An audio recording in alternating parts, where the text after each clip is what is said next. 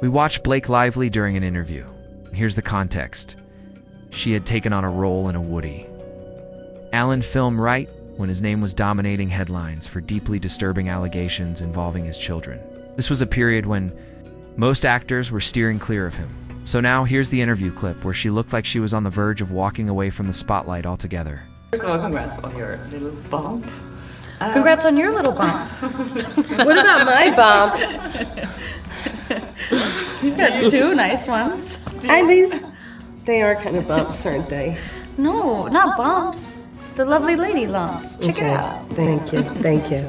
Are You you- like the movie? Are you a Woody Allen fan? I love most of his movies, and this one was so visually amazing. Yeah, it's gorgeous. Did you guys?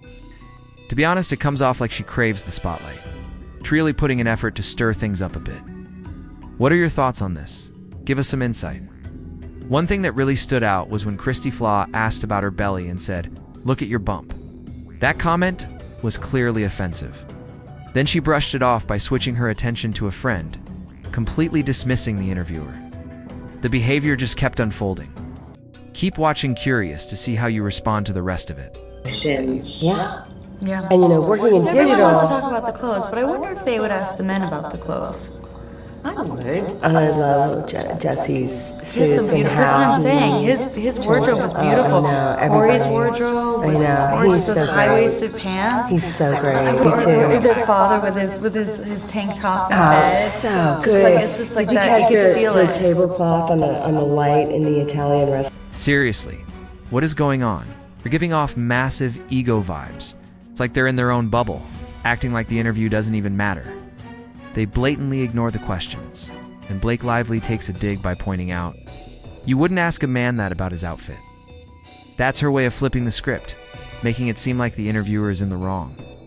She immediately plays the sexism card to justify ignoring the question, and it works. It's a clever manipulation, a tactic people use to make others feel like they brought it on themselves. The interviewer might start questioning their own judgment. That's how this kind of behavior flies under the radar at its polished. It's smooth, and honestly, it almost slips past you until you really analyze it. Notice that. No. But there's So so I much feel like- warmth of everything, Yeah, it's not just the women that have the clothes. But But I feel like the women Victoria- get the conversation, but it's like Yeah. every detail with everybody. But yeah, It's so, it was so amazing beautiful. to look at. And then to Sleeves, see white it. suits. Yes. And then you notice in LA, like, Now that you pointed that out, you can see the interviewer shifting around. There's a hint of discomfort in her body language. It's what happens when someone faces passive-aggressive behavior. Regular people tend to second-guess themselves and try to stay polite. You don't see it coming. The interviewer clearly looks uneasy.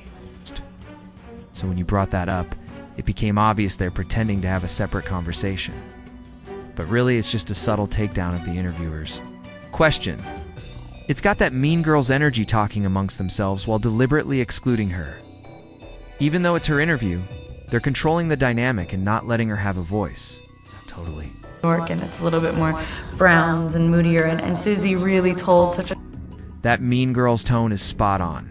And there's also that weird behavior like when they're touching each other or pointing at body parts like their chests or butts. So that sort of physical display feels like it's meant to shut the interviewer out. It's like they're saying, "We're in the know. We're the inner circle," bringing up names like Chris or John as if she should know them. It's the classic tactic, jokes, gestures, references the outsider can't understand. It creates a wall. And the timing makes it worse.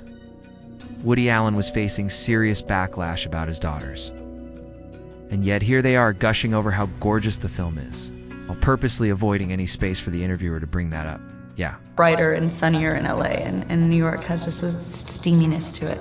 And I think, the whole Hollywood glam, it's so glamorous. Can you relate to the things they were saying about Hollywood? It's so easy to get seduced by the fame and the money and the Oh, glamour. you see it all the time. That was one of my favorite things about the movie, were the subtle turns to their own transition into like the ego of showbiz that Kristen has in that scene with Steve Carell, and then with Bobby taking on the persona of a club owner, but still like these are things you do when you're an adult. Yeah. When you have to work, you have to be.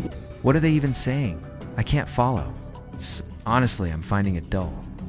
She's giving off that pretentious, artsy vibe, not that creativity is bad, but the cliche kind who's like, my late night thoughts are deeply profound, when really it's just nonsense, you know what I mean? Totally performative. Performative. Yes, exactly that. At your life in a way that you find successful, or so it's a lot about choices, and they carry this love. Do you speak? Dismiss each of their characters, you know, Right. and to see what a heart and soul each of them have is nice, and it's something that, you know, that's the thing, you know, as far as like How celebrities somehow manage to be even more impressive than people imagine them to be. and that's always that's always nice and refreshing when you see that. Yeah. Do you feel like, what do you feel like is the biggest misconceptions about fame and Hollywood in general?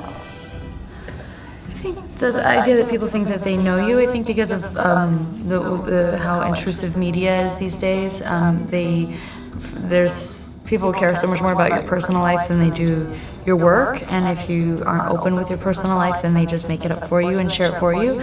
So I think the biggest misconception I see often is people feeling like they know someone that they don't, because they know what the media has.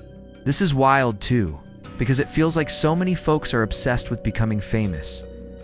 Out of everything they could choose, that's the dream. And the irony is, being famous is actually tougher than it looks. People think they know your life. And sure, it's what I always wanted, but the second reality doesn't match my fantasy. Suddenly fame is the problem.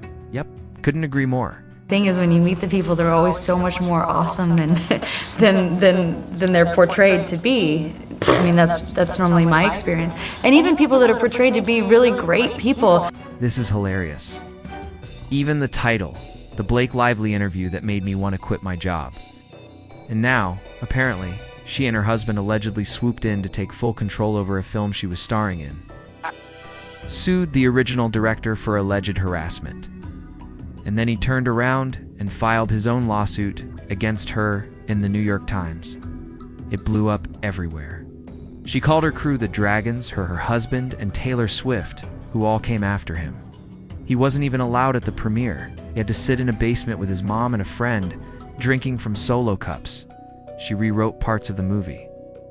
Seriously, there's so much going on.